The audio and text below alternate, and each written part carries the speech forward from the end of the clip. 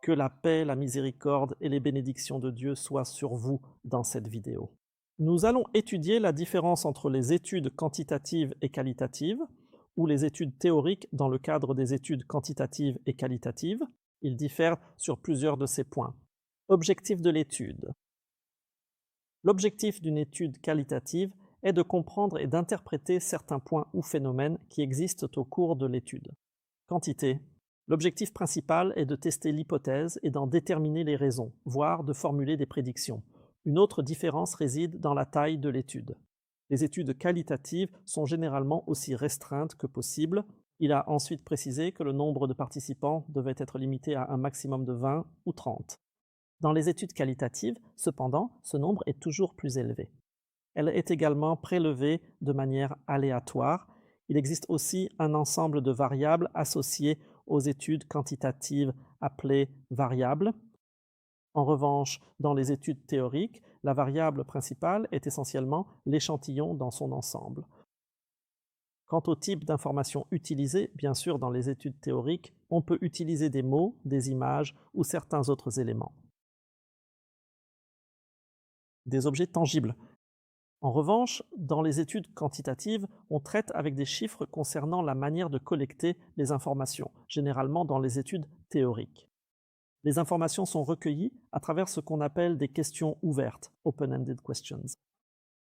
On peut observer les participants, leur faire passer des entretiens, prendre des notes. Ce sont là autant de moyens qui peuvent être utilisés dans les études théoriques. Mais dans les études quantitatives, il est nécessaire de mesurer certains éléments et d'obtenir des mesures précises. Et après avoir obtenu les mesures, ces dernières sont également analysées.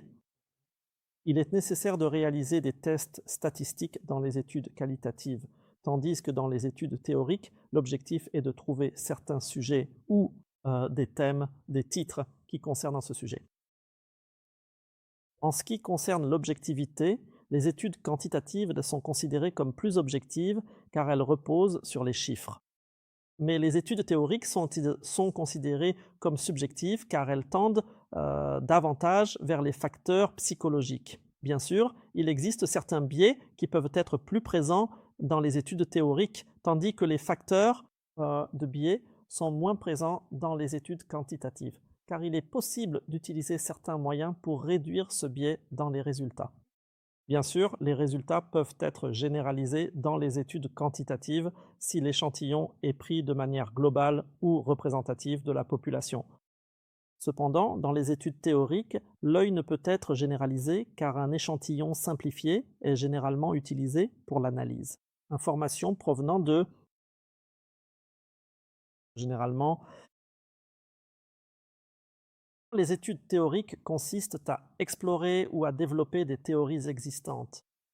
Son but est généralement de servir de point de départ ou de point initial dans la conduite de recherche dans le cadre d'études quantitatives. Ces théories sont généralement confirmées, résultat de confirmation, et certaines théories existantes sont généralement vérifiées. Bien sûr, généralement, les études quantitatives, si elles sont menées, et leur objectif est parfois de faire des prévisions, tandis que dans les études, sur le plan des approches théoriques, on s'appuie sur le comportement humain, les comportements sociaux, ses émotions, la dynamique, ainsi que tout ce qui le motive dans une situation donnée. Tout cela dépend des études théoriques approfondies. Bien entendu, le but des études quantitatives est de pouvoir prédire précisément, d'expliquer ou de décrire des phénomènes, tandis que dans le cadre des études qualitatives, dans les études théoriques, on cherche généralement à explorer ou à comprendre certains phénomènes. Bien sûr, en général, les études théoriques ont un champ d'application large et une grande portée, tandis que les études quantitatives se concentrent sur un point précis à vérifier. En général, les études théoriques sont menées dans un environnement naturel et ne nécessitent pas de conditions particulières pour être réalisées. Tandis que dans les études quantitatives, des procédures spécifiques sont mises en place dans des conditions particulières, bien sûr. Habituellement, dans les études théoriques, on rédige des rapports de recherche et il existe certains types de recherche.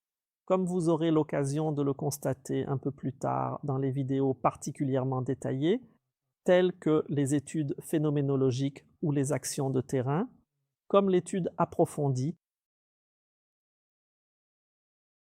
du rapport de cas, l'étude de cas. En revanche, dans les études quantitatives, il est effectué